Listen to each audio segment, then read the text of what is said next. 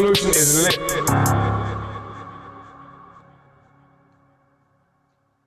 Uhuru comrades, and welcome to today's Omali Taught Me Sunday Study featuring Chairman Omali Ishitela. My name is Akilia Nai, Director of Agitation and Propaganda for the African People's Socialist Party, as well as your MC for this morning. This study is highly important, and we encourage you right now to invite your friends and family to participate. This week, the chairman continues reading from Vanguard Up, Unity of Theory and Practice, the political report to the first Seventh Congress Plenary of the African People's Socialist Party, starting on page 23. For the first hour, chairman will review the study materials, and in the second hour, we will open it up for you, our live viewers, to ask the chairman questions. It is my honor now to introduce our leadership, the leader of the African nation and the worldwide African revolution, Chairman Omali Ishitela. Uhuru, Chairman. Uhuru Africa, thank you so much, Comrade Director Akile, for the introduction. And what I would really like to do is, going into the study, prior to the study, a prelude to the study, I'd like to express appreciation to the many people who in our party, our movement, who are currently involved in doing exactly what we this study revolves around, and that is translating theory into practice, showing the unity of theory and practice. And especially, I want to just send out appreciation to the party and the Uhuru movement and the comrades in the northern region of the party, who playing such a big role now in winning participation and preparing, dealing with the logistics, things associated with the logistics for the up and coming Black is Back coalition rally, march on the White House, and the conference that will be happening on the following day. The rally is to be, and the march to be held on November 7th, starting at Malcolm X Park, marching to the White House, another rally across the street from the White House at Lafayette Park, and under the theme, slogan, title, if you will, of Black Power Matters. Black Power Matters, down with colonialism, and Black community control of the police. I just want to really appreciate the tremendous amount of work, good work that you comrades are doing, and to encourage you to push it, to keep it moving forward until the actual rally and march and conference, until they actually occur on the 7th and the 8th, as I just mentioned. I really want to say that Comrade Kiongozi, right there in Washington, D.C., I think is playing a key role in providing leadership for the actual united outreach that's happening in D.C., where people are coming from various places in the northern region, people who are associated with the Black is Back coalition and our movement, and putting up posters and distributing flyers and literature, letting Africans there in DC and that region become aware of the upcoming rally, march, and the following conference. So that's great work, and already we see the work paying off. People are calling the Black is Back number, indicating interest, being so glad that they have seen the big posters. We're putting up giant posters all over DC and various other places in the Northeast, and but especially in DC. And even hotels have begun to call, indicating that we should use their venue for people who are coming in. So one thing we know, that there is not going to be any shortage of places where people who are coming into the Washington, D.C. for the November 7th mobilization. There is not going to be any shortage of places for people to stay. And you know, we have had good participation from members of the party, from the Black is Back coalition in general, from the African National Women's Organization. We've had participation, people out there, you know, doing the work, getting the posters up, and others. Want to say that we appreciate the work that's happening, and in Philadelphia, and people who have left from Philadelphia to come to Washington, D.C. and to put up posters. And this is happening on Today, by the way. People are postering on Today, will be postering. There'll be United Outreach happening in DC to get the information out. And as I said, people are calling already the Black is Back number to say that they've seen the posters in DC and that they intend to be participating, that we've given people an opportunity to do that. And the North, and in the North region, we're looking at the work by people like Matum and Tiffany and Shabaka, who has gone, by the way, into, these are people who've also gone into DC to help with the postering. We seen Comrade Diop on the ground in Philadelphia, putting up the posters and what have you, among others. And I just wanted to just shout that out, and I'm self-critical. I should never have begun naming people, because I know that I'm gonna miss some people who just doing brilliant work, and people who understand the urgency of this moment, who understand that we have to go beyond simply talking about resisting and talking about simply protesting, but organizing to win in a very serious way, and organizing from a perspective of carrying out the regional strategy of the party and carrying out the actual revolution itself. So I wanted to just say that, and before going into this discussion. And in many ways, it is a part of the discussion. So let me just go and look at the study itself. And you know, as I attempt to do with the what I've just said about how people are actually doing this work in DC and in the North region to build for this mobilization. It is very serious discussion that we're having, that we talked about when we pulled together our political report to the Seventh Congress of the party, and where we really raised the issue within the party itself, in helping to reinforce the understanding inside the party that there has to be a unity of theory and practice. I had an uncle as a young man who you would often say that a conversation is the cheapest commodity on the block. Everybody's got a conversation.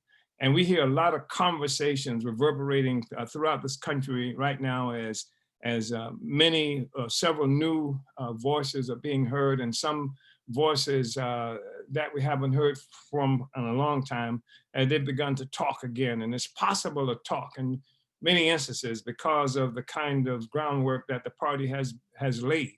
And we've done this over a number of years when talking wasn't popular, when talking wasn't something that people felt they can do securely, when saying certain kinds of things about Black people and Black power and anti-colonialism wasn't something that was eagerly heard by the prevailing pundits and Black people who were supposed to be providing leadership for our movement. We remember that time, but the party has persisted in pursuing an anti-colonial line, promoting and the theory that has been forged in actual practice to solve the problems of the revolution. And that's what we were looking for, the revolution. We were not trying to reform the system.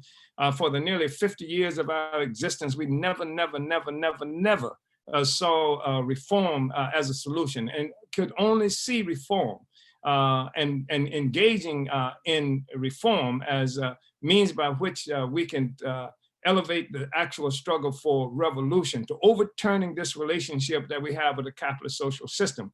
Increasingly today, when people can see a white power in decline, when people can see that this whole colonial capitalist system is extraordinarily vulnerable, we see a lot more people who are joining into the discussion and participating in this conversation, if you will, which is the cheapest commodity on the block. And so we are saying that it's not just what you say, and we've always said this in the African People's Socialist Party, is what you do. and whether what you say is related to some kind of objective of overturning this oppressive relationship we have with a foul social system with no redeeming qualities whatsoever. And we have been working and continue to work to build a party that reflects that understanding, that capitalism is the enemy of all humanity, that it has its origin, its beginning. It came into existence, its genesis, in the capture and enslavement of Africa and African people who have been forcibly dispersed around the world. And we have been the only ones who have insisted that if you want to understand anything about what's happening to Africa, African people, or Black people, if you will, whether on the continent of Africa, whether in Australia, whether in Houston, Texas, or St. Louis, Missouri, if you want to really understand what the hell it is we are fighting from, you go back to the reality that what we are faced with today and the world is confronted with today is a social system that came into existence as a consequence of the attack on Africa and the forced dispersal of African people around the world. This is where the social system achieved this origin, and you can't solve the problem without looking at that and factoring that into any kind of analysis that you want to grow, any kind of solution that you want to develop. And we haven't hesitated in saying it for the 50 years or so of our existence. We haven't, because white power was so strong and so vicious, we didn't stop saying it. We didn't stop saying it even because we knew that the media would be opposed to us and they wouldn't write about us in the newspaper if we said it. We didn't stop saying it. We didn't stop saying it because some Congressional Black Caucus was thrust to the forefront, and John Lewis and a host of other forces who worked against our interests, or the latest petty bourgeois force that has become to represent white power and blackface, even if they were not elected to office. I mean, like Jesse Jackson and Al Sharpton, the opportunists who would sell out the long-term interests of our people for total, absolute liberation. We didn't stop saying it, even as they were put forth as the guiding star, if you will, of where it is that we're supposed to be going. And today, what we see is that, especially since this crisis of this rotten social system that's based in slavery and colonialism is tottering. And now that it's tottering, we see a lot of people in part because of what we've dared to do over the last 50 years when it was not popular, when we caught hell as a consequence of doing it, when people were saying that we were lunatic friends because we were demanding reparations for African people. Now, much of this has become a part of the mainstream chatter. So people are chattering all around this country and around the world. And part of the reason they're able to chatter is because of what this party has done over a long period of time of saying that that theory does matter, and that there has to be unity of theory and practice. You just can't talk about it. The fact of the matter is that no theory is worth its salt unless it's something that can be implemented in the real world. And that this discussion that we're having now, where we have come out of a Congress in 2018, we came out of a Congress, and we've held plenaries to sum up and see where we were. We talked theory, we examined the practice that we're involved in, and then we see whether or not it fits with our understanding theoretically, and whether our theory fit in with the practice that we were engaged in. We've measured that all along. We said there has to be a unity between theory and practice, carrying it out. That's what we've done, and that is obvious. So anybody who wants to investigate us, they can look, they can swim through the sewer of slander and everything else that has been done to try to deflect people from understanding the actual revolution and the actual incredibly significant future that we have forecast and that we are building for African people. Anybody can see that, and in 1,000 different ways. And so when we talk about this political report, we're laying out practically what we've done, how that relates to our theory, and then where we have to go now based on that theory that's informed by the practice that we were involved in the last time. So we had practice that brought us to a Congress. We sum up at the Congress. We elect leadership based on that. We say, this is the analysis that we have come with. This is how we have reinforced the theory of African internationalism itself. And that theory of African internationalism tells us, based on the practice that we've summed up at the Congress, we need to go in this direction. And now we have had plenaries that we come to. We say we've elected people. We're seeing if they've carried out the responsibilities that we outlined in the Congress. We say that we've said this is the way we've gone and we should get such and such results as a consequence of that. We have this plenary and then we look and see where we are as it relates to that and what we have to do and how we are moving forward. So that's why we're having this discussion today. And so we talk about uniting the unity of theory and practice, but it's not just some kind of purely abstract discussion. It's a discussion that we're having even as we measure the practice and even as we advance practice based on the theory that we have talked about. That's why people join the African People's Socialist Party and the Uhuru movement, or they try. In many instances, people do try and can't make it because we're talking about a party now, a revolutionary party. And to be involved in a revolutionary party is more than joining the Boy Scouts or the Glee Club or the NAACP or the latest fraternity or the latest college campus organization that you can attend as you feel like it. You can participate based on your own terms and things like that. We say that there is a science of organization, then that science is embodied in the African People's Socialist Party based on certain organizational principles. These organizational principles are not something just to make the leadership feel good or the membership feel good, but they are principles that we have come to recognizing that we are up against, we are involved in a struggle against the most powerful enemy of humanity that's ever existed, and that we have to break free from it. And you don't do that on your own terms. They have initiated a science of oppression, a science of keeping people under arrest, a science of keeping people living under colonial domination, weapons of extraordinary mass destruction to perpetuate that. And when they say mass destruction, we mean whole social system, a whole social system that is organized for the purpose of keeping African people divided, enslaved, and living under the colonial domination that brought this social system into existence. So that's what we're looking at, and that's what we're talking about when we go into this discussion. And I've talked enough without reading, and so we are looking at page 23. And when we see, we look at page 23 on the third paragraph from the bottom, we say, as the advanced detachment, we have accepted as our responsibility the task to help the oppressed repossess their brains. We have accepted as our responsibility the task to help the oppressed repossess their brains from the clutches of the oppressor by exposing the political contradictions that continue to keep us enslaved. The political contradictions, as opposed to the superstitions, as opposed to the melanin deficit concepts and all this other kind of stuff that would explain why we are oppressed. We said there's a political basis for this, and we've helped people to understand this. Most of our Seventh Congress activities occurred at the Aquaba Hall and our Uhuru House. And that is a true expression of our Vanguard status. It was held barely 6 months after the Uhuru House, led by Deputy Chair Onizene Ishitela, was transformed from a dilapidated building to the headquarters of the party and Uhuru movement in North St. Louis, the seat of the Midwest region.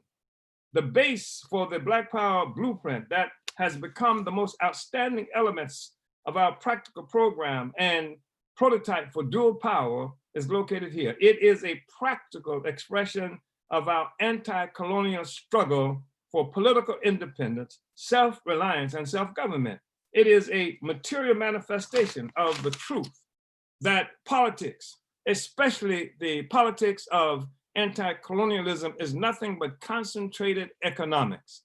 Our party had gone to St. Louis in August 2014, following the anti-colonial uprising in the working class community on Canfield Drive in the suburb of Ferguson, responding to the police murder of 18-year-old Mike Brown. Brown's body was left to rot for 4.5 hours in 100-degree plus asphalt. The African splendidly appropriate response to this grotesque example of colonial terror was to rise up fighting with the chant, "Kill the police." The militant response by the African working class was met by concentrated military violence, the deployment of armed troops, and by the importation of an assortment of opportunists of every age and persuasion. They included the traditional Africans who have been elevated by the colonial capitalist ruling class to leadership positions as spokespersons for our people. The Reverend Jesse Jackson and Al Sharpton were high on the list, but so were other younger Africans, new, energetic, and sometimes representatives of the lifestyle and single issue popular causes that white liberals, including some characterized as anarchists, socialists, and revolutionaries, champion as substitutes for attack on colonial capitalism.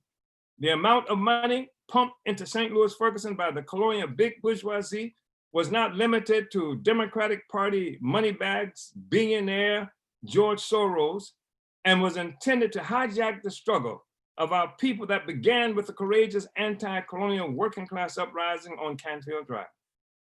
The unambiguous slogan of "Kill the police" was overwhelmed by the imposition of opportunists. Liberal slogans such as "Black Lives Matter" and "Hands Up, Don't Shoot" are supposedly implicit in the stance of the unarmed surrendering Mike Brown when he was gunned down by the colonial occupying military force known as police in the US. And some people have not understood us, or sometimes chosen not to understand us.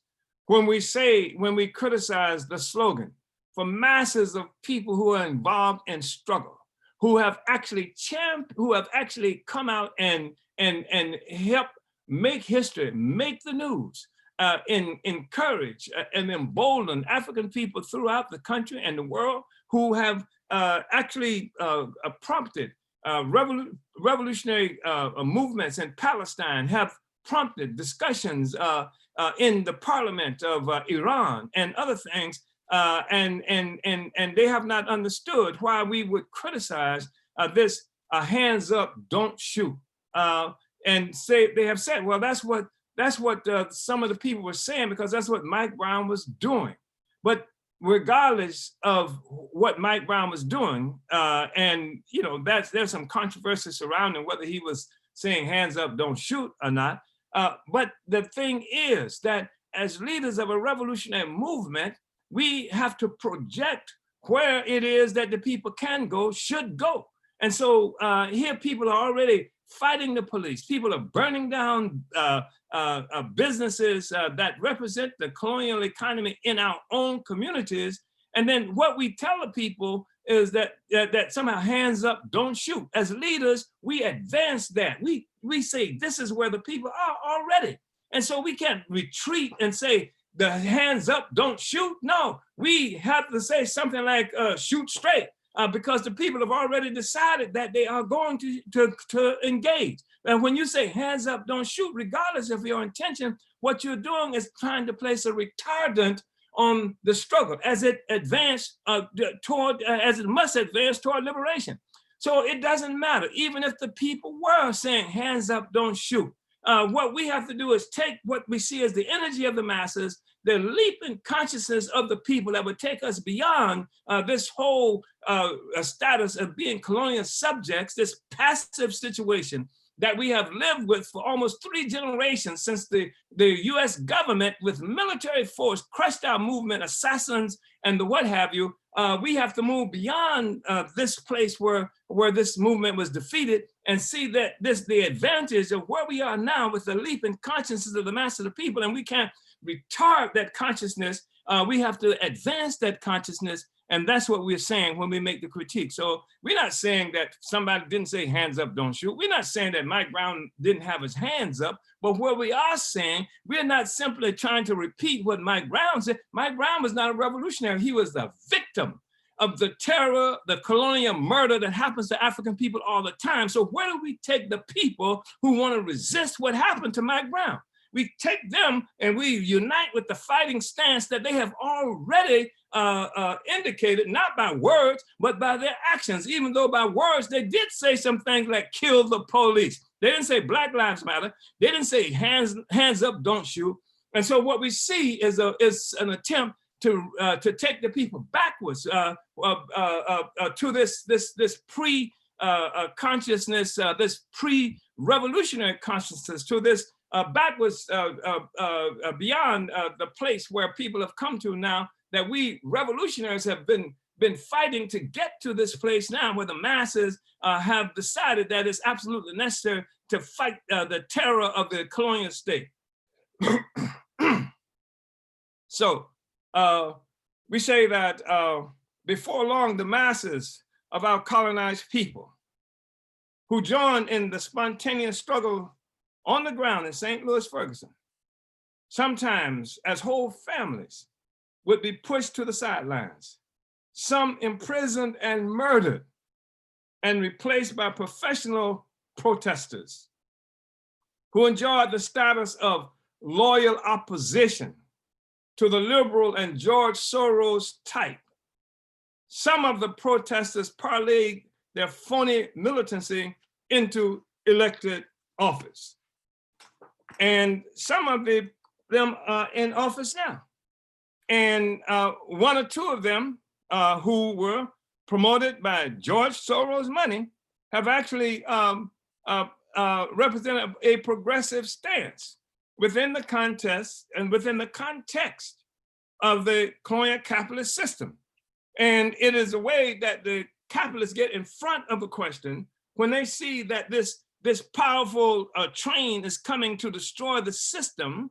They get in front of the struggle, and then they will manipulate the train tracks so it can still keep going just as fast as it was going before, but it takes a different direction than it would have been going if it had been left to its own trajectory that's coming from the masses of the people. So the objective of the liberal bourgeoisie and the opportunists was not to stop the motion, but to change the motion so that it wouldn't go in the direction of challenging and overturning a social system, but it would be contained within some kind of struggle within the social system itself. So some of it has been relatively progressive, and there are some people who we know have been a consequence of George Soros' promotion and putting them in place, and we can even support them because they too come under attack by a social system that would rather, by instruments of a social system, by proponents of the same capitalist social system that Soros represents, that some of them are frightened by anything that challenges the status quo, even reform within the status quo. And so we see some of these forces come under attack. We have supported them and do support them, but we support them as a part of a process to get the train back on the right track. Get on the right track, baby. It used to be a song that I grew up with as a young person, and that's where we're going, get on the right track. So even if we see folk who represent the Soros kinds of forces who have been supported by Soros as progressives, in order to keep this motion, in order to try to misdirect the motion, to use the motion of our people to carry out their own agenda, we will try and can take this motion of the masses of the people to where it needs to be. And sometimes we'll do that even occasionally supporting a George Soros type. So I wanted to just say that. So we saw pop-up schools for so-called community organizers with access to abundant resources. They were established in St. Louis, Ferguson, and with assistance from the bourgeois media and opportunists who were often on the payroll of external forces, were able to neutralize the people's initiative. The opportunists positioned themselves as experts in holding demonstrations with no demands. With the willing assistance of local domestic military forces, they occasionally blocked select interstates or temporarily disrupted shopping malls, but were unable to answer the question, to what end?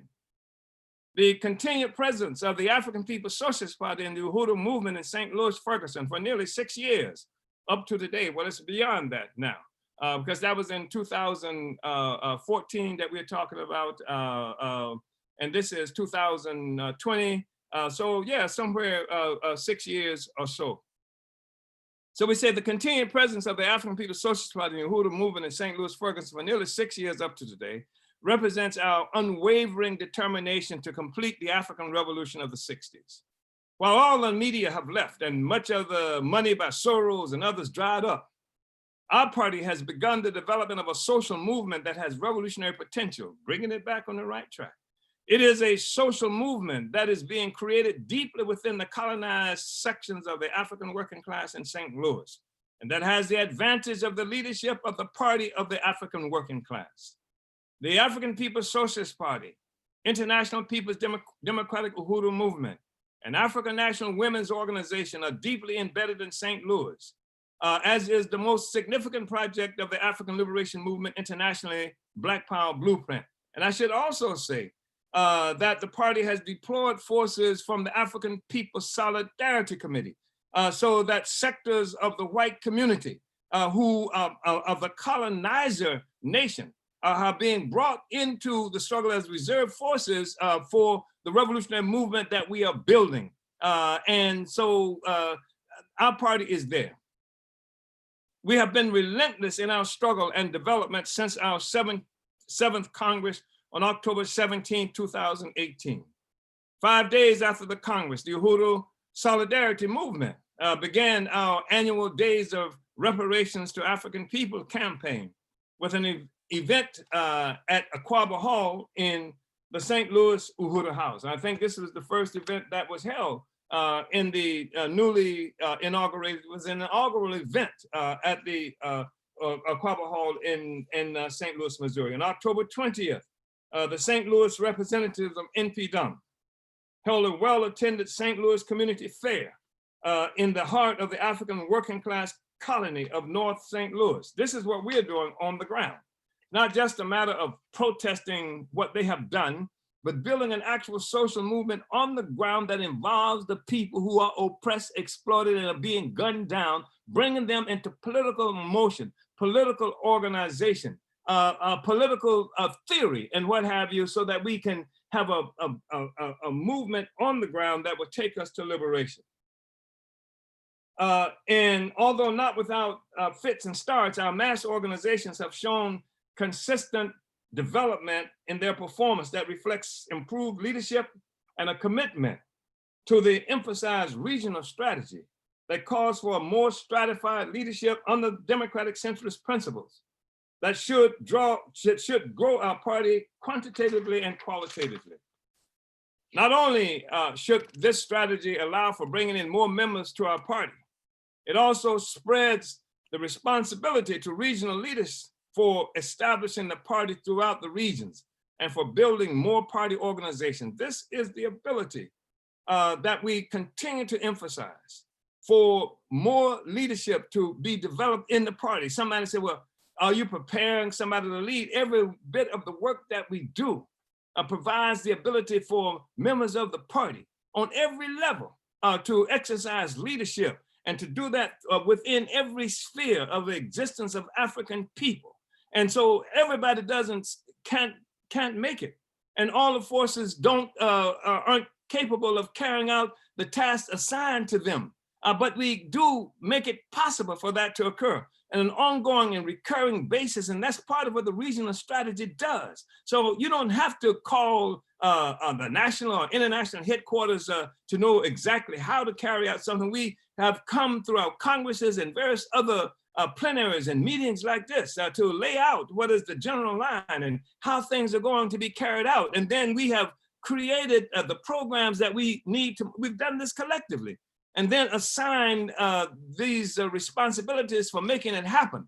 And now what we're saying is the regions, whether inside the United States, outside the United States, in Africa, Europe, in the Caribbean, these regional committees and leaders have the responsibility of implementing this, carrying it out. And based on the reality that we find on the ground in those places that are consistent and conform, that if they conform with the strategy that we have laid out, that's what we've done.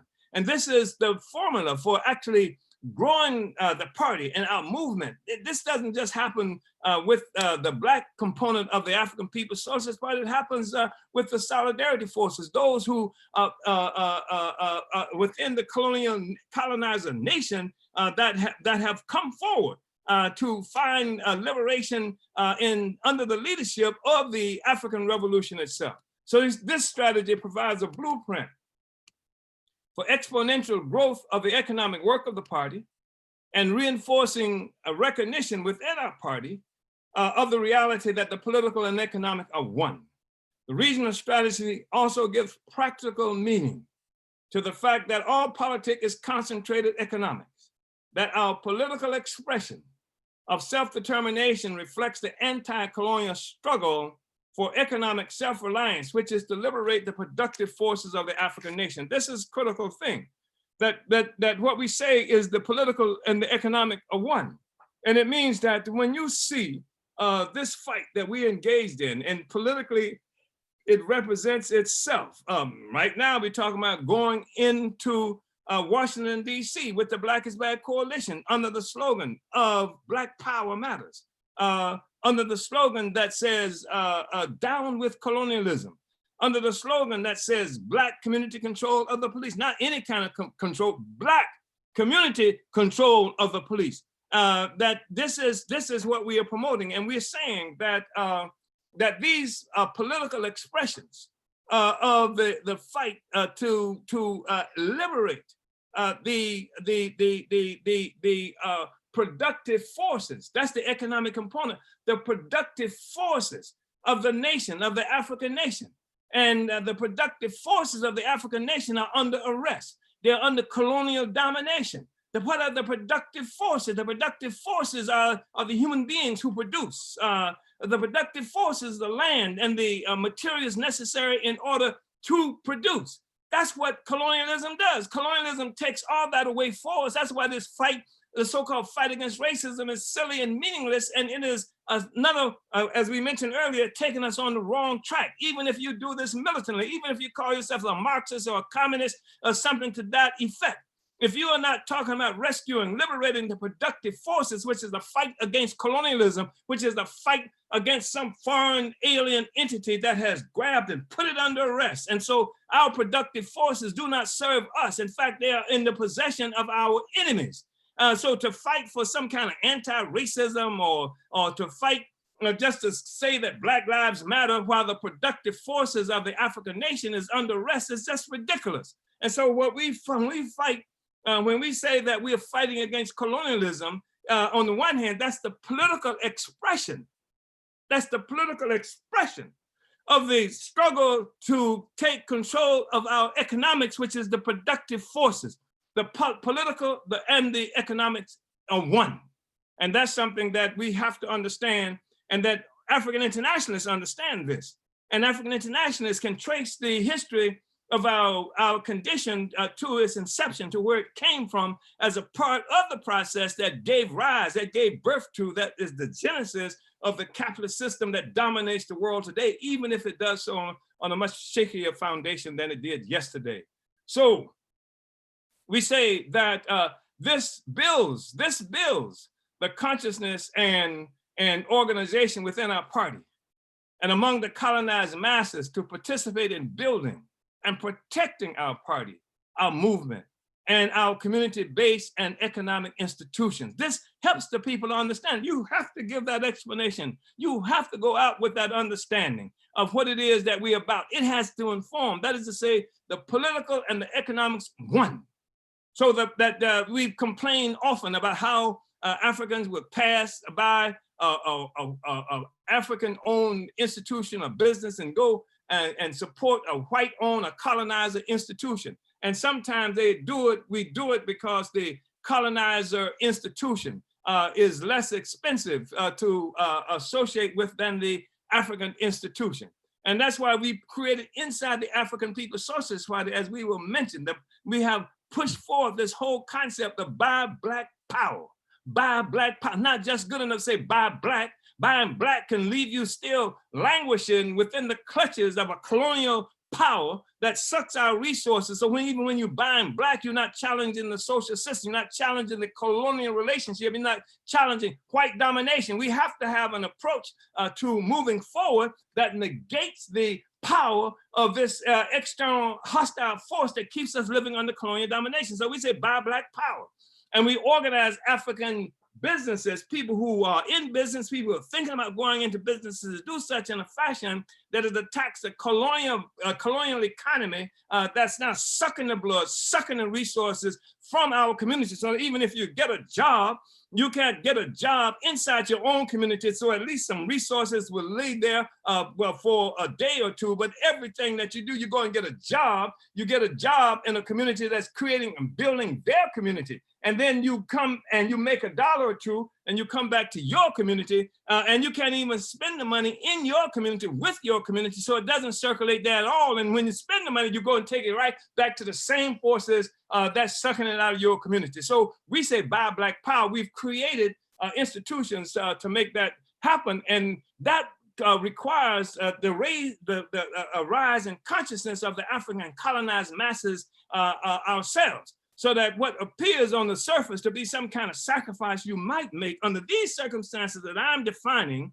by buying from an African in the long term or even in the midterm, it is something that helps the African community, because even if you pay a little more for it, and this entity is a part of a collective conscious movement of African people by black power, which means they're going to treat black people differently, which means they're going to take care of their community, which means they're going to stop just giving all their money to NAACP that's never made an economic entity in its existence, which means that these businesses in our community, as they grow and develop, we'll be able to hire somebody black, and we will force them to hire somebody black. And that means that transforms the community itself. And people would prefer to pay a little more if they knew that little more was something that was going to contribute to ourselves as a community and our people as a nation.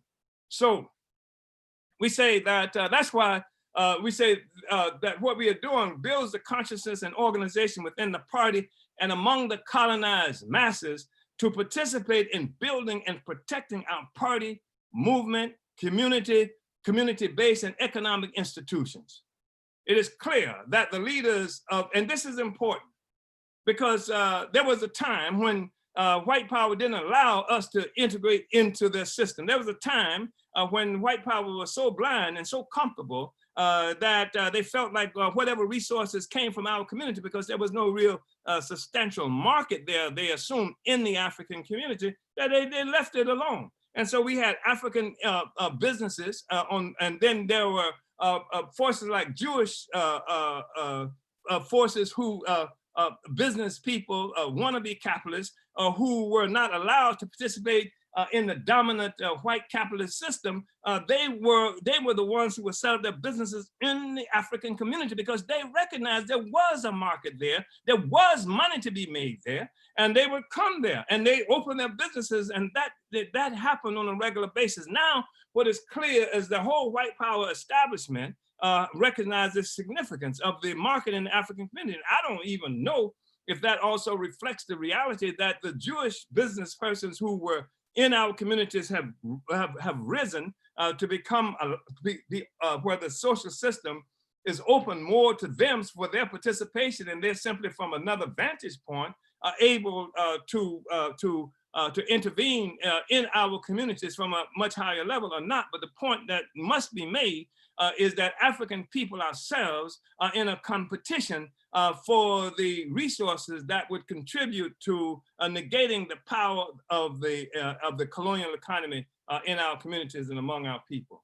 So, and that is necessary to win the masses of African people to understand this on the ground, because this is the kind of politic that the masses can understand. This takes the theory and makes it real. It takes it out of this place where only these highbrow so-called black leaders and sometimes so-called talking heads and really clever people who have all the data and stuff and can say this is what's happening, but are not really moving in a way for us to capture political power at the very base of the economy, which is among the oppressed and African working class who are colonized and living under this terroristic domination that we suffer from every day. So the people can be involved in making choices that satisfy our interests, and this can happen.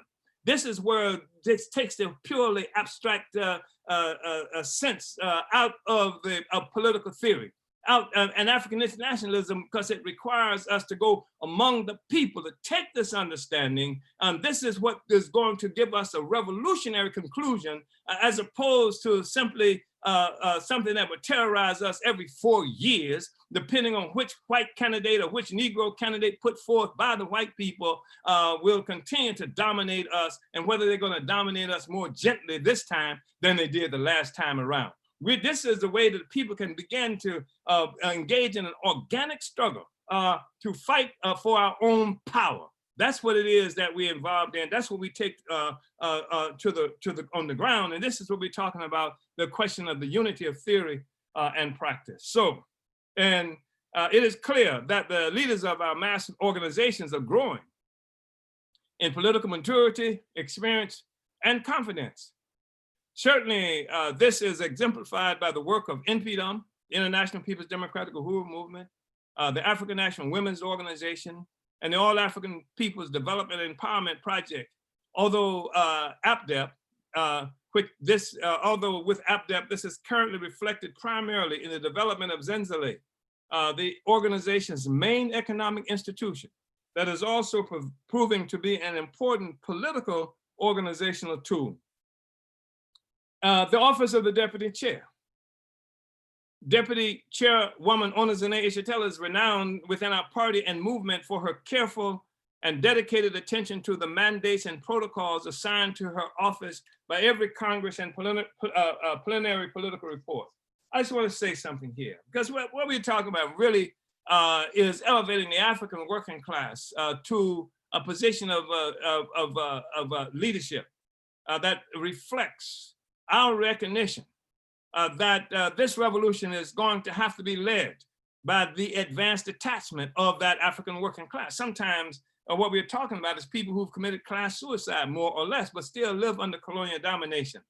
They may be people who have become significant within the cogs of the capitalist colonial system. They're professors, like some who are in our movement, people who are doctors, and some who have become lawyers and things like that, but they have abandoned the interests of the petty bourgeoisie, and which is a dying social force anyway, and they have united with the interests and aspiration of the African working class. That's what we mean by committing class suicide, because that's where the future is.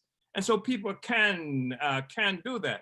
And the deputy chair is, however, one who came straight from the working class and in a very, very serious way. I mean, deep in the African working class. You know, I know the streets that she grew up having to move through, and this is the heart of where in St. Petersburg, Florida, where the oppression and exploitation centered. This is right now something that's celebrated by the African petty bourgeoisie. They call it the deuces. This is what was 22nd Street South. And this is a place where the petty bourgeoisie today can celebrate with such enthusiasm. This is something that shows how Black they are. But when the deuces were really raging, that most of the petty bourgeoisie wouldn't be there. They would talk about, oh, you went to 22nd Street. That they can talk about it now and they can celebrate it, and part of the resistance and history of our people, they captured as their own history, their own resistance, and they're trying to make money off of that when they wouldn't show their faces, you know, in the 1960s, where people could see them, because that was the bad part of time. But this is where the comrade deputy chair, that's where she grew up there. And she had to go through all of this stuff, and through various means, she ended up being able to get a job and and a government for the government of Pinellas Park, a little local city that was an anti-Black city. It was a city that Africans didn't want to be caught in after dark because they'd be trampled and violated in very serious way. And she got a job there in the city in some obscure position and what have you, and ended up working her way to a position where she was ended up working in human resource department. And she worked there and she learned a hell of a lot there. And while she was there, at a certain juncture, she came into the party, and coming into the party, she went back to school and got a degree, but she's stone working class. And that working class experience is what has propelled her, which has brought the ingenuity that we are talking about, which continues to show that the African internationalism is the theory of the African working class. And when the working class grasps this theory, it is something that will help us to move mountains. I just wanted to say that because this comrade has really struggled all of her life, as a member of the African working class. And people see her today and see her position today and see that she's now responsible for more than 50 economic institutions of various size and significance within our movement, and make certain assumptions perhaps about who she is and where she came from. And especially since she's my wife, there's this whole practice of nepotism that we see happening within the United States and many capitalist countries themselves. And people have actually said that, alluded to a suggestion that somehow, because she is my wife, she could not have done this stuff on her own. That's because you don't understand the African working class. That's because you do not understand or respect the leadership of African women. Because this sister is somebody who's made a fundamental difference in our party and how we take on this work. So we say that Deputy Chairwoman Ona Zane Ishitela is renowned within our party and movement for her careful and dedicated attention to the mandates and protocols assigned to her office by every Congress and plenary political report. I want to say this.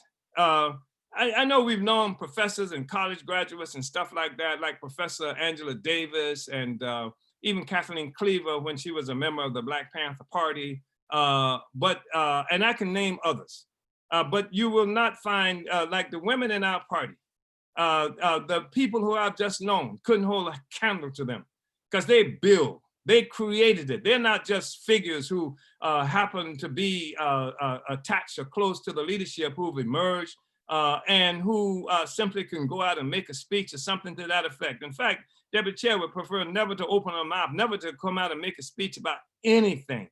But these are women who are actually courageously building on the ground. They are building organization. They are building the movement. They exemplify what every African woman seems to really extol. And they show what the possibilities are for women's leadership. Again, not because they pop up and make a speech, but because they're actually building, organizing, in control, in actual leadership positions that make the difference in success or failure of our movement. Even the person who is responsible for this discussion that we're having now in terms of being able to use this instrument of the party, the agitprop department, that's held by this young woman, director of agitation and propaganda, just a young woman, just 23, 24 years old, who is in charge of this massive capacity of our party. This is the unity of theory and practice. And this is what empowers the people in the African People's Social Party, and it's not a job for you if you're not ready to do it. I'm talking about what these women have done, but we've seen men, big, strong men come into the party and what have you, and have had the opportunity to control institutions. They've been put in their hands, institutions that have existed for sometimes almost a generation before put in their hands, and they've folded, they've capitulated. They have not been able to carry out the task. So this is not a matter of somehow something being handed to these women. These women are actual leaders in our party, and they've exemplified that over and over again. So we said in terms of deputy chair, she has consistently brought these mandates to life that come from the Congress through quick and creative implementation involving the party, her office, the movement, and the surrounding African working class community. The deputy chairwoman also either wrote or presided over the writing of many of the how-to manuals and plans of action the party has produced for several years of the work. You've seen ex-party members sometimes who talk about, yeah, we do a plan of action. You know the plan, you know where they got that from? They got it from Deputy Chair. Deputy Chairwoman, Onozene Ishitella. More than anyone else, Deputy Chair Onozene is a stickler for utilization of our manuals, often declaring that it is unnecessary to reinvent the wheel. And some of them stole our manuals to compete and contend with us. This creates an easily accessible bank of training within our party and movement. It helps to professionalize and standardize our work in all more than 50 institutions and the various political committees of the party and our movement. The utilization of our manuals and fidelity to our protocols gives us constant access to the 50+ year experience and memory of our party, something that cannot be found anyplace else. But what must also be understood is that the deputy chair does not simply use the protocols and manuals of the party, as important as that is. At any given day, a visit to the deputy chair's office will find her poring over the political report of our most recent Congress, just as she will with the political report to this plenary. Understanding the political report is what helps her to know the significance of particular protocols. It informs her of the importance of existing manuals or the need for new manuals. It is unity with the political report and the internalization of key understandings, such as the political and economic of one, that inspire the creativity and ingenuity that is the hallmark of her work. The political report prodded the deputy chair to advance the work of African self-reliance. And while there were some directives that would be of what should be done, there was nothing that told her to build the Buy Black Power program that she has initiated. Likewise, the African National Independence Business Association, ANIBA, was her brainchild. It was inspired by the political report that spelled out our Congress's 5-year program and general mission for this period. She also trained and worked closely with every department and organization of the party, empowering each entity to build economic self-reliance institutions of their own. This has transformed all of our work and has made it clear on every front that our party has gone far beyond mere protest and is distinguished by self-reliance and self-government. There is no front of the work of the party that does not now bear the handprint of the office of the deputy chair. Her heavily lined, well-read, frequently referenced political report is what guides her work. The party Congress, that is the source of so many of our protocols, mandates, and resolutions based on thorough African internationalist political summation relevant to this period. The internalization of the political report galvanizes the office of the deputy chair as the most consistent, well-organized department of our party. It is one to be emulated. Every party leader and member would do well to follow this example. This plenary report will update all our work where necessary, and we are raising the Seventh Congress resolution regarding implementation of the party's regional strategy to the highest priority. This includes emphasis on local and unit organizational building and consolidation. At the end of this document, we will lay our mandates for each party member and organization to implement this year. However, the office of the deputy chair must continue the trajectory of building her office and developing the programs and strategies that was begun during the pre-Congress process and carried out since the Seventh Congress. I want to just read a little more here because I know that I'm going to open it up in a minute or two for us to further this discussion. I think it's very helpful for us to talk with each other in this study. So mandates of the office of the deputy chair include the work to forward the economic development work in Africa, especially in occupied Tanzania or South Africa, where our organizational strength appears optimal. Our party and movement there are working with economic development plans of action that must be reviewed for possible inclusion in a comprehensive international African economic project. And I should say that we just had a party-wide meeting just a week or so ago, where members of our party in various parts of Africa, are also suggesting how to build an economic component that in some ways emulate what Marcus Garvey was doing even more than what is happening now, by developing the process through a seamless kind of economic activity, cooperation, unity, and development throughout the African world. We've been talking about this for a while, and to some extent we've done that. But now we're in so many different places on the African continent and within the African world. We're in places like Guadeloupe in the Caribbean, and we're in places now in Chad and Mali and Nigeria to some extent. And and that's in addition to traditional strongholds like in Sierra Leone and Ghana. We in Uganda and Tanzania and various other places. And so we are embracing and talking about how to develop and implement, even more of a strategic approach to economic development, economic liberation as a part of the project of defeating the colonial domination of Africa. Africa must be free, must be liberated. That's the only future for African people. And I don't give a damn where you're located, where you're in the Caribbean, or you think you're some part of some kind of Caribbean nation, or you think you're some kind of new African nation, or some kind of hyphenated human being anymore. African International teaches us that we are one Africa, one nation.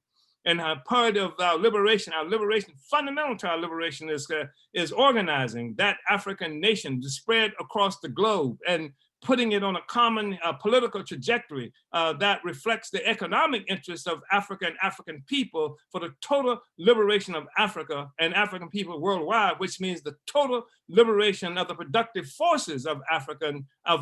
And that's what our political content, that's what our political message revolves around, recognition that the economic interests of Africa and African people, which is the liberation of the productive forces of Africa, which is the land, the territory, all of it, every ounce of it, every bit of it, of Africa and Africa, wherever we are located, and our people. And the people are a critical component of the productive forces, because we are the ones with our knowledge and our labor that produces everything, and it's on the land and the implements that we use to do this. All of that constitute the productive forces. And the African productive forces must be liberated to serve Africa, because up to now, for the last 500 years or so, the productive forces of Africa have served the interests of first the colonial white power, and then more and more any other force that's on the make, that's trying to build themselves. They do it at the expense of Africa and our productive forces. And because some of our productive forces are conscious productive forces, as thinking human beings or non-thinking human beings, can be manipulated into also using these productive forces in the interests of our opponent and oppressors. That's why we say the unity of theory and practice is critical. Don't let anybody tell you that theory doesn't mean anything. What doesn't mean anything is that theory that somehow is up in the clouds and that's above the heads of the people, that's used to manipulate the people. We must have possession of our own theory as a working class, because if we don't have our own theory, if we don't have African internationalism, we end up borrowing the theory of our oppressors. And it doesn't matter how clever you are. It doesn't matter whether you call yourself some kind of black leftist or Marxist or what have you. If you don't work with the theory of the African working class, then you borrow from the theory of the oppressor nation, from the colonizers. And sometimes these are Marxist colonizers. Sometimes these are leftist colonizers. But whatever, their end game doesn't result in the change in the relations of power between Africans who are oppressed and between the whole oppressor nation. Whether the oppressor nation and the oppressor nation is comprised of so-called progressives and so-called reactionaries, of so-called Marxists and so-called capitalists. They all sitting on the pedestal of the oppression of African people, and we have to liberate Africa and the resources of Africa from that. That's what we have to do, and that's what we're working on now. So we say that here, quickly, they say, however, the office of the deputy chair must continue the trajectory of building her office and developing the programs and strategy that was begun during the pre-Congress process and carried out since the Seventh Congress. Mandates for the office of the deputy chair include the work to forward the economic development work in Africa, especially in occupied Tanzania, where our organization's strength appears optimal. Our party and movement there are working on economic development plans of action that must be reviewed for possible inclusion in a comprehensive international economic project. The office of the deputy chair must also prepare the plan for massifying the economic work among the whole party, movement, and African population at large. All our party members must become individual advocates and stakeholders for the development of our 50+ self-reliance programs. In every aspect of our work among the African masses, party members must win Africans to take part in the struggle for African self-reliance by supporting our programs and institutions with financial contributions. Party regions must begin the process of winning all our mass committees and local party organizations to train and instruct all our members to win win on-the-spot donations from all the people we encounter during our political work, especially Africans. This is one of the most important methods for explaining the program and self-reliance to our people, allowing them to become willing participants, willing accomplices in this aspect of our liberation, and winning even more respect from the people because of this economic work. The office must establish the infrastructure, collection, and accounting process, and all the protocols to carry out this mandate that can be as important as any other of our economic programs because of its inclusion of individual party members who are not necessarily assigned to any of our economic institutions. This program allows the African masses to become a fundamental part of our economic development, whether they are located in an area of one of our institutions or not. And it's important for us to understand this. This helps the people when we go out and whatever the work we're doing, whether we're selling the burning spear, whether we are selling uhuru pies, whether we are in the uhuru furniture stores, whether we are simply organizing for any project we're involved in on the ground, the party members must also talk to the African people who we are engaging with and ask them to donate to the self-reliance projects of the African nation. Ask them to participate in growing our independence from this colonial power, this colonial terror. We must be able to do this. And that means that individual party members must also be aware of what these institutions are and what these institutions do. And that arms us to be able to take this to the masses of the people. And that helps us to give the people an opportunity to participate in their own liberation through, again, participating in economic self-reliance, that they know that even though I am not in Philadelphia where the Uhuru Furniture Store is located, even though I am not in Oakland, California where the Uhuru Furniture Store is located, even though I am not in Huntsville, Alabama where Zenzele is located, I can and should support them because they contribute to the development of independent economic institutions, independent self-reliance of our people in the struggle against this colonial terror that keeps us locked up in a process of insecurity, economic, political insecurity, and the rest of it. This arms ordinary members of the party who may not ever work in one of the institutions, some of whom have never gone to a Uhuru Furniture Store, some of whom have never gone to a place where the Uhuru Foods and Pies are operating. But it gives everybody an opportunity, no matter where they're located. If you're a single member of the party in a place like Waimama in Florida or some other place in the world, you can participate in promoting and developing these economic institutions and the consciousness of self-reliance of the African masses of our people. That's what it's about. That's what part of understanding the unity of theory and practice mean. And so I just wanted to say that. I know I've gone longer than I would normally go in terms of giving ourselves enough time for discussion following the reading of the study. Uhuru Comrade Akile, we can move it. Uhuru. Uhuru, thank you so much, Chairman. I just want to salute our leadership, Chairman Omali Yeshitela, for that incredible study. And as Chairman said, we're going to open it up now for questions from you. So if you do have a question, go ahead and type it into the chat section of Facebook and YouTube. And before we get into the first couple of questions that came in, and also, Chairman, we're going to take one question from last week that came in to start us off. So before we get into that, though, I want to recognize where people are tuning in from. We have San Diego, California, Kuwait, St. Petersburg, Florida, Oakland, California, St. Louis, Missouri, Richmond, Virginia, Chicago, Illinois, lots of Chicago in the house today, Tampa, Florida, Lakeland, Florida, Ghana, Bermuda, Philly, Pennsylvania, Zambia, Southeast Africa, Hempstead, New York, Fort Wayne, Indiana, Pinellas Park, Florida, Atlanta, Georgia, Brooklyn, New York, Kenner, Louisiana, Huntsville, Alabama, Houston, Texas, Spokane, Washington, and Wichita, Kansas. So that's where people are tuned in from. And like I said, we're gonna actually look at a question that came in last week, came in from Morty in Richmond, Virginia on YouTube. And Comrade Morty asked, Uhuru Chairman, can you provide a rudimentary checklist that we can use to determine if an individual is a member of the African petty bourgeoisie? A checklist that we can determine if an individual is a member of the African petty bourgeoisie.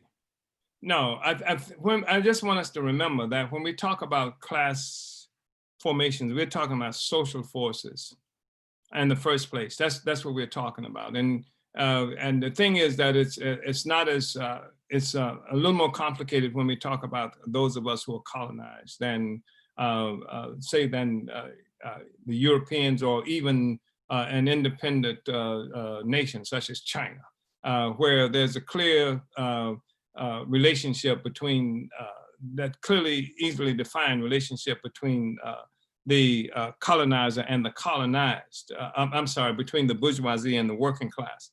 When you talk about the bourgeoisie, the ruling class in the capitalist social system, what is typically meant is that sector of the population that is defined by the fact that it owns and controls the means of production. That's one aspect of the definition. But another aspect of the definition is that is defined by its relationship primarily with the workers who produce what is owned and who has to, the working class who has to, the proletariat that has to sell labor power to the capitalists in order to live and to exist. So those are two defining entities. So you have class forces who are defined not just by recognizing who they are, but who they are in relationship to other class forces. And then you have another sector in the typical definition that we use that's called the petty bourgeoisie or the little bourgeoisie. These are sectors who exist between the bourgeoisie proper and the working class, and they are tenuous in so many ways because they're often frightened to death that the development of capitalism itself, which you have more monopolization by the big corporations and the big capitalists who take away the capacity of these smaller capitalists to the petty bourgeoisie or the little capitalists, if you will, to exist. And then they're afraid of being pushed into the ranks of the working class. And so they fight, sometimes they are more afraid of the working class than they are of the bourgeoisie proper. And so this is how it usually works. But within the African community, we don't have a class force. We don't have, as a social force, any class that owns and controls the means of production. We have individuals who may own something that can be constituted as a means of production. But as a social force, that class doesn't do that. It doesn't own and control the means of production as a social force. And so when we talk about, when we look at our communities, we talk about, when I say our communities, I don't mean within the US, I mean within the African world. What we are looking at generally is what we refer to as the primitive petty bourgeoisie. The primitive petty bourgeoisie, that's the group that should it be able to develop, it becomes the bourgeoisie. it becomes a petty bourgeoisie because those people who might own, who might be called capitalists, but not part of the capitalist class, because they are not part of the capitalist class, but might be capitalists. They do not have a relationship such as what we've talked about in terms of their relationship to small capitalists. In fact, all of those who would be in that category, and we have what we would call often how is it characterized? This people who through their organization and control of the state apparatus, more or less, or in a country, they make their money, their resources, because they are the president or the prime minister, because they're something like that. They are not the capitalist class. They don't only control the means of production. They just control an aspect of the apparatus that will allow them to rake off parts of the resources that are going to those who can own and control the means of production. Usually foreigners, usually Americans, British, and all of the colonizers and things like that. So when we look at the African petty bourgeoisie, as I said, we characterize the primitive petty bourgeoisie. That sector, if it's unleashed in its own interests, as it perceives them, would become the bourgeoisie. And a sector of them we refer to as the liberal, those who are tied to liberal imperialism, like the Mandelas, and people like that. And then there's a sector of aspiring bourgeois forces, petty bourgeois forces, who aspire to replace the bourgeoisie, the capitalist, white capitalist bosses, with themselves as a social force. These are really aspirations, and sometimes they are like black nationalists. They would have a black line. They would have an anti-white black line because they see the whites as competitors, and accurately so. They see the British as competitors. We see that working out. People who try to defend Zuma in South Africa, who was kicked out of power and kicked out of the leadership of the African National Congress. They recognize that one of the things that's responsible for that is that Zuma had aligned himself with the Chinese and Indian capital as opposed to the traditional Mandela-based and supported and alignment or with the liberal bourgeoisie. So they would integrate into that system.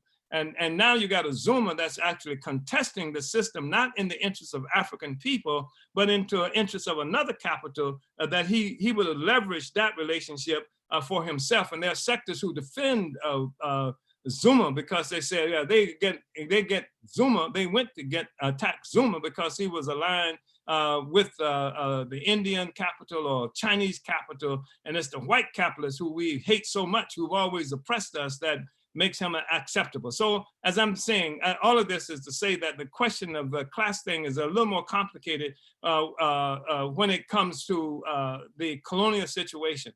And what we have mostly is aspiring capitalists, people who want to be the capitalist class, people who want to integrate and become one with them, and people who want to get them out of our business so that they can become the capitalist hegemon within the African colony itself. I hope that was helpful. If not, I'm going to attribute it to the fact that it is a complicated question that requires much more discussion than we have an opportunity to engage in seriously right now. Uhuru. Who was that from? That was from Morty in Richmond, Virginia. Uhuru Morty. I hope that was helpful. You can let me know. Uhuru. Uhuru. Thank you, Chairman. Our next question comes from Comrade Matsumela Odom in San Diego, California. Matsumela asks, Uhuru Chairman, you mentioned people who see the movement of the masses but attempt to take people backwards. Is that the real definition of what we would call a reactionary versus a progressive, radical, or revolutionary? I ask this because oftentimes people mix up the term reactive and reactionary. Thanks for the lessons from the struggle in St. Louis, Ferguson you outlined today. Uhuru, thank you so much, Comrade Matsumela. Of course, that's true. Yeah, people do make a mistake in defining what a reactionary is. And reactionary, typically, it just means those who would take us backwards as opposed to people who might even be considered as progressive. And even that is a definition that leaves a lot to be desired, because they are progressive capitalists, as you see, and you see this debate that's happening within the United States now, when people are talking about the political scenario within the electoral process and the Democrats versus Republicans, and even within the Democratic Party, how there's this denunciation of the so-called progressives of the Democratic Party. So clearly, you know, when they talk there, they're talking about progressive capitalists, and so that's not something to really brag about. And also this fact that they muddle up this question of leftists. And when they say there's a leftist in the Democratic Party, they're not talking about somebody who's about overturning capitalism. And they can't talk about somebody who's overturning capitalism, because you can't overturn capitalism without overturning the colonial pedestal that capitalism and all capitalist activity rest upon. And if you're going to talk about that, then you have to talk about the leadership of the people who are fighting against the colonized. You have to talk about their leadership. You have to talk about the African People's Socialist Party. You have to talk about abandoning the interests of the colonizer and uniting with the interests of the colonized. That's represented better than any place in the world inside the African People's Socialist Party. So this notion of reactionary, that's what we talk about. That's what we mean. We say reactionary, somebody's trying to take us backwards in history. That's not even like a conservative that might want to keep things as they are. Usually that's how it's defined, but reactionary is somebody who wants to go backwards. And we have these reactionaries now who've introduced and thrust themselves into our struggle, and not necessarily recognize that by that, because they the general struggle trajectory of the struggle of colonized people is what might be characterized as quote unquote progressive, because it challenges the status quo of colonial domination. But within this struggle of the colonized, there is also that which will take us to freedom and to revolutionary conclusions, and though that which will try to go backwards to former forms of struggle that are outdated, that have been made outdated by conditions and by the consciousness of the masses themselves. I spoke earlier about how in St. Louis, Ferguson, how, you know, we have people who were talking about hands up, don't shoot, and Black Lives Matter, where maybe that would have been progressive in the 1950s when people were talking about fighting for civil rights, when people were containing our struggle as a struggle that occurs within the capitalist colonial system itself. But when you see people rising up, burning down police stations and saying, kill the colonial occupying forces, then to tell them to take them back to some other place, that's reactionary. So to try to redo the civil rights movement in 2021, almost, so when people are rising up inside the United States and around the world, is reactionary. And I don't care how progressive they may want to make themselves, Comrade Masamela. Well, you knew the answer to that question when you asked it, and thank you so much for the question, Uhuru. Uhuru, thank you, Chairman, and yes, thank you, Masamela, for the question. Our next question comes from Dennis Knowles, and he's commenting on Facebook, says, Uhuru, can you once again discuss how we start out in one direction in the movement and then we get infiltrated and thus derailed from original direction? Uhuru. Yeah, when we say infiltrated here, thank you, Comrade Dennis. You know, I want to be clear, and we shouldn't make the mistake of assuming that when we say infiltrated, we're just talking about somebody who came into our organizations like the police often do. They come into our organization, they disrupt it, they assassinate people, they act as provocateurs and initiate actions that are designed to alienate us from the masses of our people who we're supposed to be leading by, you know, the kind of obscenities and what have you that you see people do with what is supposed to be clever and militant, and what it does more than anything else is just turn people off from the struggle. Nobody wants to be part of a movement that's filled with allusions to MFs and Bs and just that kind of horrible stuff. So you have that kind of infiltration that inside our organization that's been done and is being done right now. But the thing that we're talking about now is those forces who come and invade the struggle, who see how the movement is moving, and they don't want the movement to come to revolutionary conclusion. They want to protect the socialist system itself. And they will even not only allow for militancy, they will promote militancy that is designed to capture all those people who obviously are militant, trying to burn down the station, trying to make a revolution. That you can't just get those people anymore and call out Al Sharpton and say, let's have a militant prayer meeting to be successful. That stuff is overdue, long past, as you've seen from some of the more recent events that Sharpton has been parachuted into to try to take the masses to some kind of reactionary conclusion. Now, what is happening is that they would try to get in front of it. Like I said before, they see this history, this train of history that's moving forward, and they know there's no way to stop the train. So what they will do is offer up suggestions and conclusions that will take us in a different direction. They would put the train tracks leading to a different harmless direction, even if it's militantly moving forward. It's like getting on a treadmill, and you can pump that treadmill up to its highest level and run like hell and get sweaty and pass out on the treadmill and still haven't gone any damn place. That's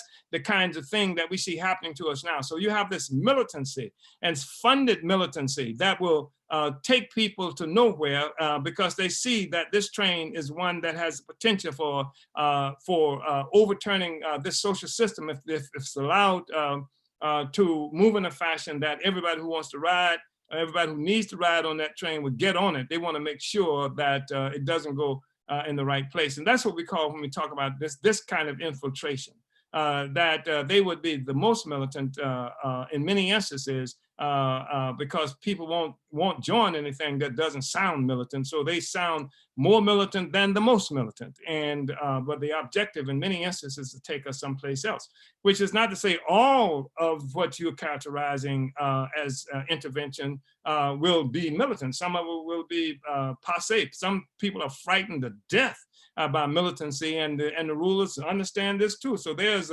you can join obviously lickspittle, bootlicking, mellow kind of sellout, or you can join fire breathing,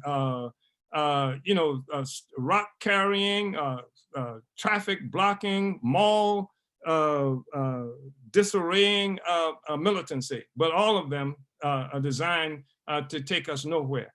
And that's what we're talking about. And that's what the study has to help us to understand, and education among the masses of our people so they can know what the hell they're looking at. That's why we're having this discussion. And we talk about the relationship between theory and practice, because as we said earlier, a conversation is the cheapest commodity on the block. Everybody's got one. And so it's not what you say, it's what you do. And if you can go to apspwhura.org, you can see what we do. If you can go to the Burning Spear, .com, you can see what we do. And there's a relationship. There's a direct, immediate relationship, not a wait till a long time in the future relationship. There's an immediate relationship between theory and practice. Because if it can't be implemented, it's not worth anything, even if you do call it revolutionary theory. Uhuru. Uhuru. Thank you, Chairman. Thank you, Dennis, for the yeah. Uhuru. So our next question comes from Moti Casanova Valderrama on Facebook. And Moti asks, I think it might be a language issue for myself, but it says, does the African, I'm imagining, or is the African middle class dangerous even though they do not control any means of production? That's as a class force, the African petty bourgeoisie will always betray the revolution. As a social force, as a class, the African petty bourgeoisie has outlived any historically derived progressive character that it might have had. Any historically derived progressive character that it might have had.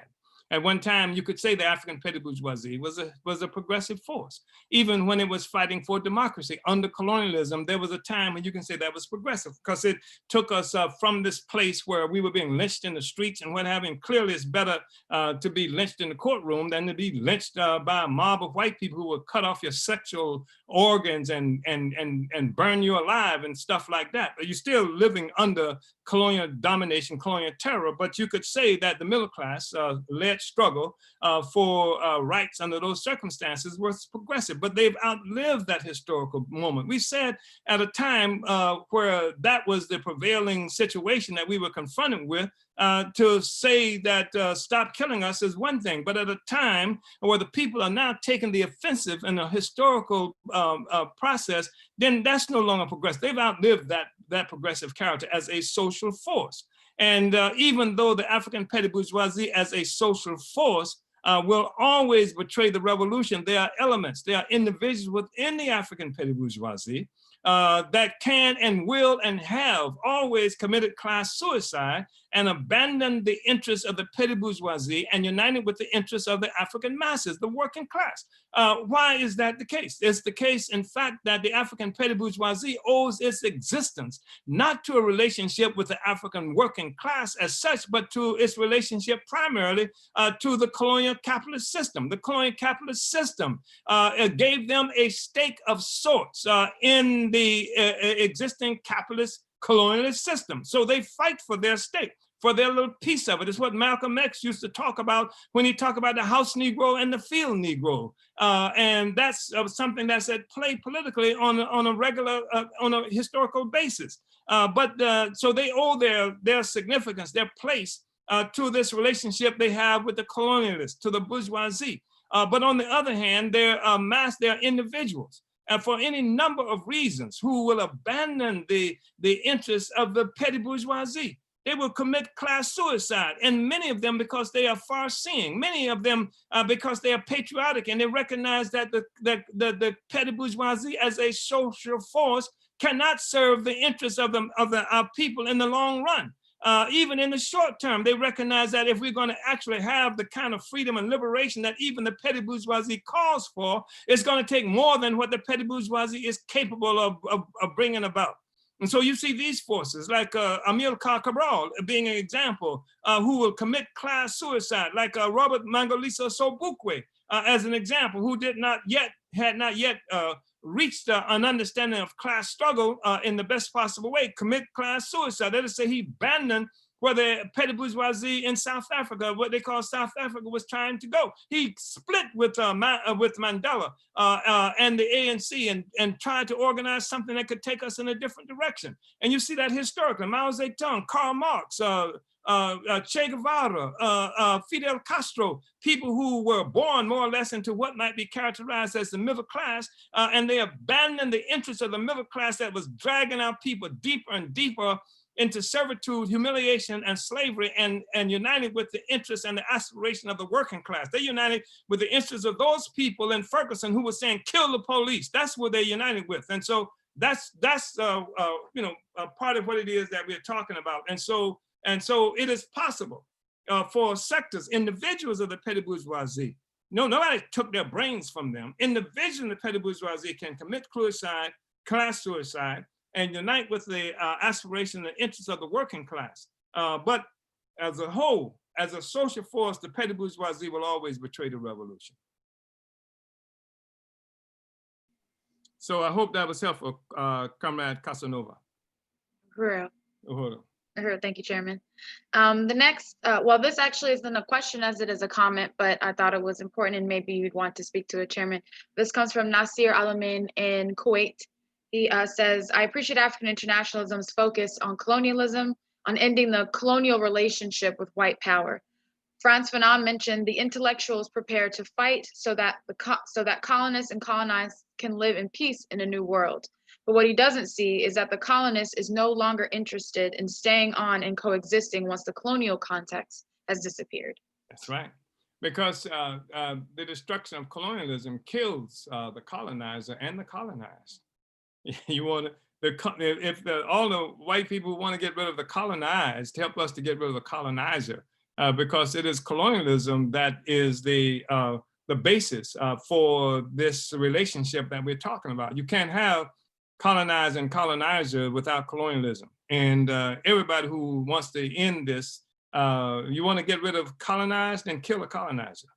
Kill a colonizer, you kill colonialism.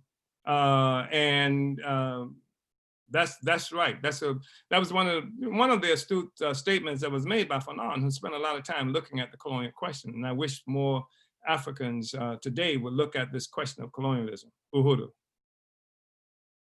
For real. Thank you. And that, again, that was from Comrade Nasir. Uhuru, thank you, Comrade Nasir. I always see you out there. Uhuru. This next question comes from someone named Pharaoh Kamosi, I think, on Facebook. How you spell that, Pharaoh? Like Pharaoh, P-H-A, Okay. yeah. Right. Mm-hmm. Yeah. And where is he? Where's Pharaoh? Do you know? No, I don't actually Okay. know. All right, go ahead. I'm sorry. But you can let us know, Pharaoh, in the comments. Yeah. But he says, I have a question concerning the situation in occupied Azania. A brother from that area who I correspond with said something about an impending government invasion against the population there. And he wants to know, as I do, what is the situation over there? And it's a long comment or question, but I know we are mobilizing to address all the issues of our people, but are we preparing to unite and mobilize to bring resistance on the broader front to check the brutal killings of the people by these neo-colonial forces? The people are crying for help. Are we in a process to address the brutality in kind against these neo-colonial monsters? Hope my question is not too blatant, but I have to ask, as we know that as the struggle intensifies, we will at some point have to take a stand on the military front to end our oppression. Yeah, Pharaoh said he hoped the question is not too blatant? Oh, too blatant. No, it's the right on kind of question. It's a really important question, Comrade Pharaoh. And, it's just a way to say that white power is horrible, even when it comes in blackface. And what our experience has been on every front is that white power is more brutal when it comes in blackface. Because what white power has done is give these Africans responsibility for management of the colonial situation. That white power can't do it in its own face anymore because masses are rising up saying, kill the white devil. All over the world, that has happened. It's happened all over the world, not just in Africa. And so white power has been forced to go by this Frederick Lugard. You get an opportunity. Frederick Lugard, it's called Lord Lugard because he was part of the British upper class and who was made some kind of lordship. He really worked and developed this whole thing called indirect rule. Indirect rule is what we refer to as neo-colonialism. It's not the end of colonialism, it's a new form of colonialism. And so that's been something that we've had to deal with. And we came closest, since the Garvey movement, we came closest to taking that on with the leadership of Kwame Nkrumah, and who was really pushing for unification of Africa under an all-African socialist government. And the bourgeoisie, including the American bourgeoisie, got in front of that and helped to facilitate the development of this thing called the Organization of African Unity. And with the creation of the Organization of African Unity in 1963 in Addis Ababa, Ethiopia, notwithstanding the struggles that Nkrumah was making, and Nkrumah had already been organizing Africans everywhere around the world to participate in destroying these borders and capturing our political economy for our own control. But here you see that the capitalists, the colonialists, the predators, the imperialists had already set up these artificial borders and what have you, and made it possible for a sector of the petty bourgeoisie to assume roles of leadership and authority and prestige and what have you, becoming the prime ministers and presidents and things like this. And within the confines of the existing colonial borders, which were critical to maintaining the stranglehold by white power, white people over Africa and over us as a people, not just in Africa, but over us everywhere. So this is where you see the actual consolidation of a neo-colonialism on a continental-wide basis. Neo-colonialism. This is where it became possible for the white people to step in the background and to really promote leadership and management of us by Negroes. And you see that not just in Africa, you see it all over the world. And in in the United States as well. So the management, this is what happened.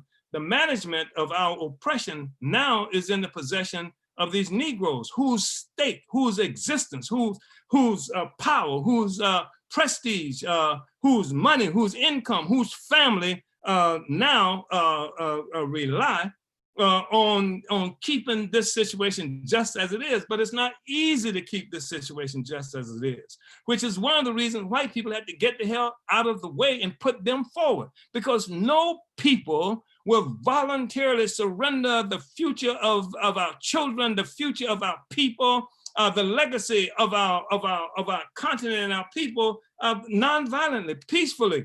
It takes extreme violence to maintain this relationship. And by creating a neo-colonial apparatus that spreads across the continent of Africa, what the imperialists have done is to extend their own state apparatus, their own state power to include all of Africa that's happening through these different so-called African governments. And so they are vicious, they are vicious, they are vicious, every one of them. And every one of them is going to have to go. And that in the part of the African Revolution has to be cognizant of this. This is part of what destroying the borders has to be, because what we're looking at is that these borders, these entities that they have created are the incubators for the reproduction of the African petty bourgeoisie and neo-colonialism. It's got to go in order for our people to be free. And so, yes, these are vicious forces that we have on the ground. And the force that we're talking about in the form of the African National, the ANC, and Mandela, which is one of the worst things that ever happened to African people. Mandela was pre-Obama. He was the Obama of that period. And if you didn't, even without knowing the history of Mandela, as we have known in the African People's Socialist Party, if you didn't know anything about the history of the African National Congress, if we've known in the African People's Socialist Party, you knew at the very time where the British Parliament and the United States government would invite this person to come and speak before them, the Congress and the Parliament, you knew that something was wrong, because the same British Parliament, the same British government that was committing all kinds of horrible offenses against African people, not only in Africa, but also right there in England against African people. And then the US government would have him come speak before the Parliament. This guy who was all apologetic, who apologized for the social system himself, whose very existence, whose very presence was an apology for colonialism, for the United States government to have him speak before the Congress. The same government that would come out against people like Khalid Muhammad, the same government that would come out and denounce African people who engaged in struggle and rebellion here, the same government that would hold Sundiata Acoli and all these other Africans as political prisoners, where they are starving them and even infecting them with disease and things like that. That government to promote Mandela. If you didn't know anything else about ANC and Mandela, as we knew about ANC and Mandela, you would know something was wrong with him because of how he was treated by the biggest imperialist forces in the world. And so we are on the ground in South Africa. And we are the biggest thing in South Africa, but we're the clearest thing in South Africa. And we're working in the townships in South Africa, where the African working class is concentrated. And we are cutting through all the morass of nonsense, dealing with, refusing to deal with the assumption that somehow participating in the electoral process itself in South Africa that was left there by the colonizer is the solution. Refusing to unite with the assumption that simply working on these single issues like land reform, et cetera, is the solution. Recognizing that the only solution is a unified struggle to overturn that whole social system and tear down the borders existing between what they call South Africa and Zimbabwe. Tear down the borders all over Africa and to be a part of the African revolution that's located there, recognizing that South Africa's critical victory to be won by the African working class, because it's going to contribute to a rapid industrialization of the whole African continent once the continent has access to those resources that have been developed there in South Africa. It gives us the opportunity to utilize all the resources that we have on the continent. It's going to be a critical struggle. So we are a part of that struggle on the ground. And yes, the African petty bourgeoisie, the neo-colonial forces, they are vicious. They are, like I said, they are more vicious than white power. And people are actually saying that in some instances in Africa, people saying, bring the white man back. So it was better under colonialism than it is under these neo-colonial thugs. And that's why we have to draw the class line so that people can understand that just being Black is not enough, and that you were not in power when you put Mandela in power, that you were not in power when you put Museveni in power in Uganda. You were not in power. What brings us power is the leadership of the African working class, where its advanced detachment, the African People's Socialist Party, and the African Socialist International have come to power. That's what it is that we have to help the people to understand. That's what's going to take this revolution to its conclusion. Uhuru. Uhuru Comrade Pharaoh. I know I talked a long time on that, but I hope I was clear. Uhuru. Uhuru, very, very clear, I thought. And just, yeah, thank you, Chairman, for that answer.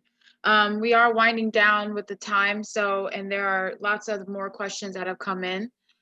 So I want to try to take maybe at least one, or maybe one, I don't know. Maybe one. But this next question came from Chad Kenyatta, located in Wichita, Kansas. And Chad asks, what would you consider Ice Cube's contract with Black America? Would you consider united with or betrayal on the movement?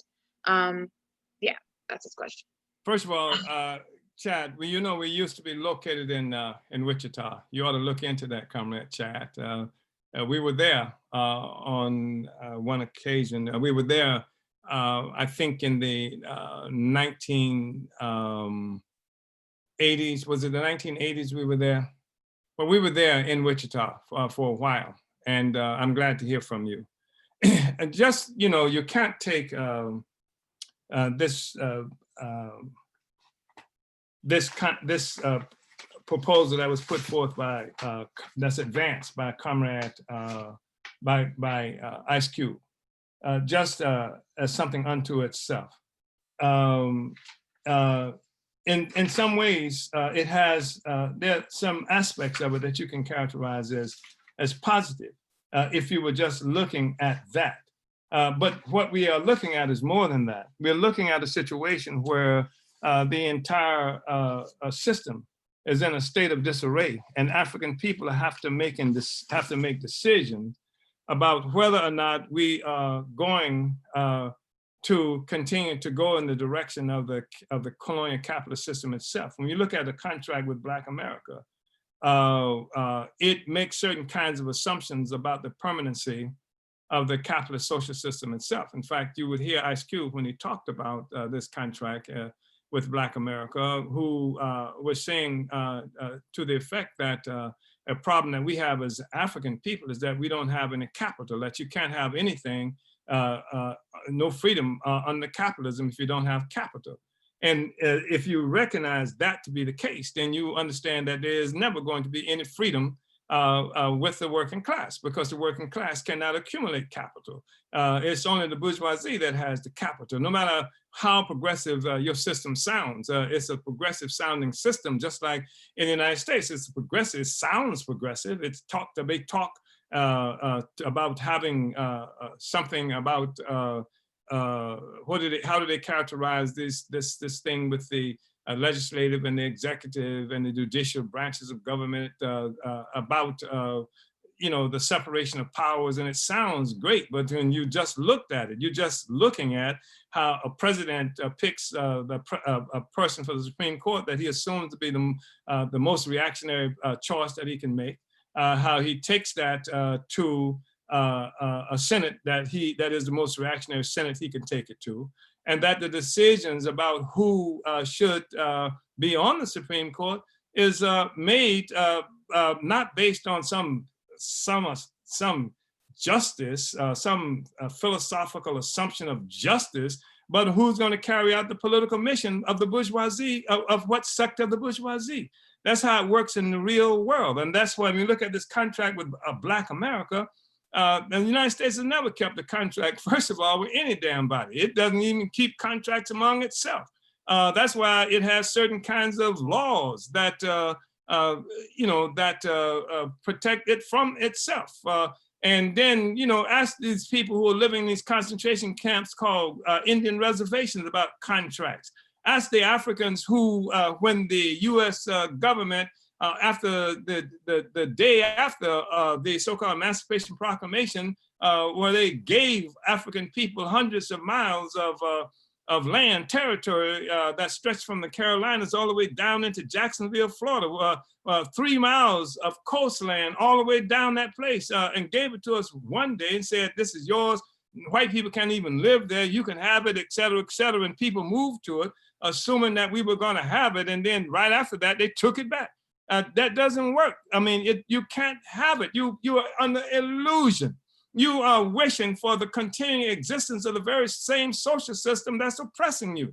And so we say that no matter what the intentions of Ice Cube, the problem is that he cannot see a future separate from the participation, the existence, and some kind of acceptance and approval by the imperialists themselves. And this is not a statement that you cannot find a way to leverage your power, your strength as a community, as a people fighting against the system by taking advantage of contradictions within the system itself. This is not that statement. The statement, because as far as I know, there is no revolutionary organization. There is no body of forces that Ice Cube is tied to.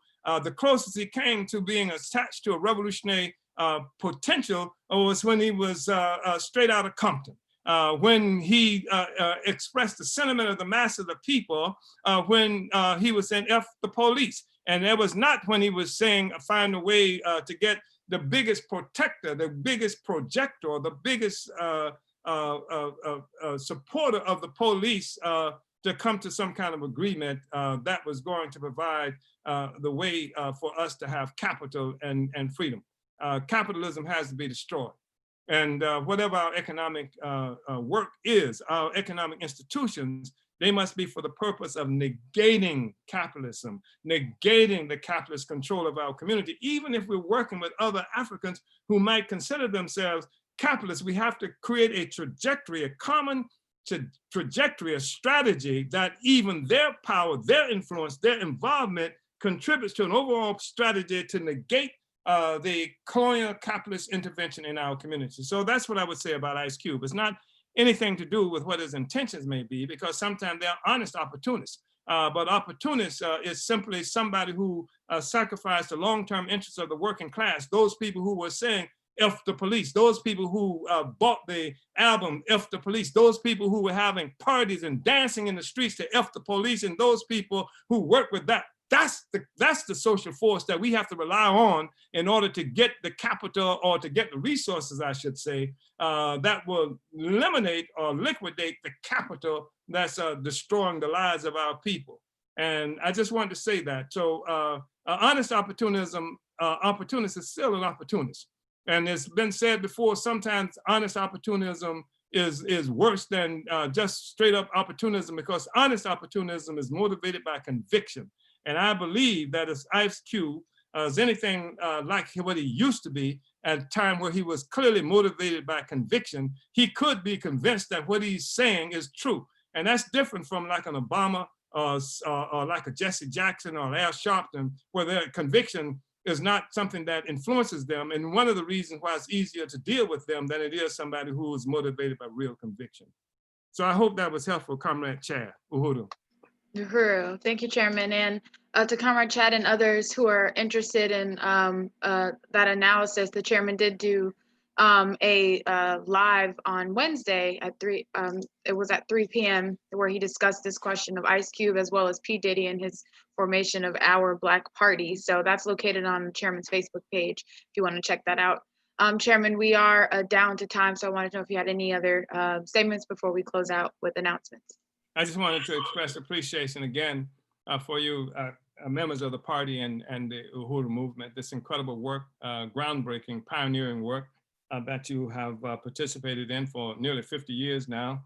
And that's proven to be incredibly significant right now at this time with this deepening crisis of imperialism. And what you have shown, among other things, is that the revolution doesn't necessarily happen overnight. Sometimes what people see happening overnight is a consequence of work that's been going on for years and decades. And so I'm not inviting anybody to try to join the party who thinks that once you join the party, that tomorrow that you're going to see, people, masses in the streets following your brilliance or something to that effect. It's work.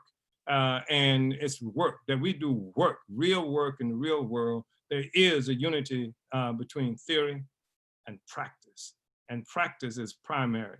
And practice that happens within the organizational contours of disciplined revolutionary process. So I just wanted to say that, and I thank everybody for coming on this morning, and you, Comrade Director, for the amazing job you're doing with this work of agitation and propaganda. Uhuru. Uhuru, thank you, Chairman.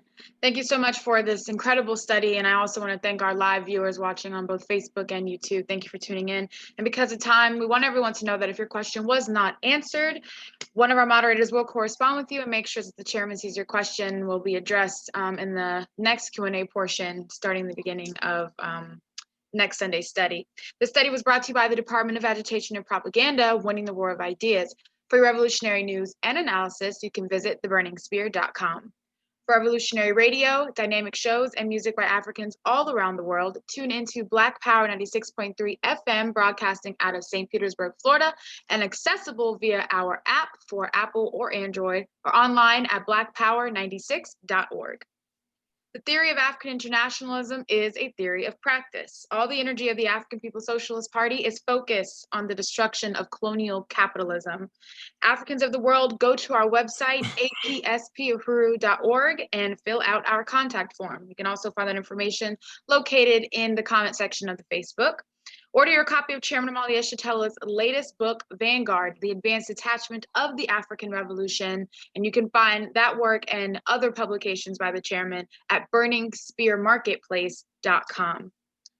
On Wednesday, October 28th at 7 p.m. Eastern, join a study hosted by the African People's Solidarity Committee, How Chairman Omali Yeshitela Proved Marx Wrong. The Road to Socialism is Painted Black. The study is building white solidarity with Black power and will be facilitated by African People's Solidarity Committee Chairwoman Penny Hess. So we especially call on any white people during Omali Taught Me today to join, and you can register for the study at tinyurl.com/OY proved Marx wrong. That's tinyurl.com/OY proved Marx wrong. Every Tuesday from 9 to 10 p.m. Eastern, join Ralph Pointer on What's Happening Blog Talk Radio. Ralph Pointer is a member of the Black is Back Coalition and chairs the Political Prisoner Working Group. He is a longtime freedom fighter and leads the Lynn Stewart Committee. To tune in via phone, you can call 347-857-3293. Again, that's 347-857-3293. Or you can listen on the computer at Blog Talk Radio Human Rights Demands. On November 7th and 8th, the Black is Back Coalition for Social Justice, Peace, and Reparations hosts its annual Black People's March on the White House, Black Power Matters, Down with Colonialism, Black Community Control of the Police. Plan to attend and register today at blackisbackcoalition.org to find out the details about the program, the event, where the march and rally will be happening, as well as the following conference that'll be virtual, happening on Zoom. Go to blackisbackcoalition.org for all that information. We're calling on people to follow the All African Peoples Development and Empowerment Project on Facebook, or visit developmentforafrica.org for important information and helpful tips in regards to the colonial virus, COVID-19. APDEP has recently launched an international telehealth program, a free resource for African people to get our COVID-19 related questions answered and concerns answered by licensed doctors and nurses through Project Black Ankh. You can make your free virtual appointment with one of their professional health providers by going to developmentforafrica .org/telehealth. And every Wednesday, for an additional political education session with Chairman Omali Yeshitela, Chairman goes live with an address to the African nation, 3 p.m. Eastern, broadcast from the Chairman Omali Yeshitela's Facebook page and the Burning Spear TV YouTube page. So go ahead and like that page, subscribe to the YouTube channel to see Chairman go live on Wednesdays dealing with topical events. As I mentioned before, this previous Wednesday, he dealt with the situation with P. Diddy and Ice Cube. So again, 3 p.m. Eastern on the Chairman's Facebook like page and Burning Spear TV YouTube page with an address to the African nation. Lastly, to keep up with our movement events, because there are plenty, you can go to the burningspear.com's events page and subscribe to our mailing list to be the first to get updated. Thank you all for tuning in. Make sure you like and subscribe to the Burning Spear TV on YouTube to catch every episode of the Omali Taught Me Sunday Study. Uhuru.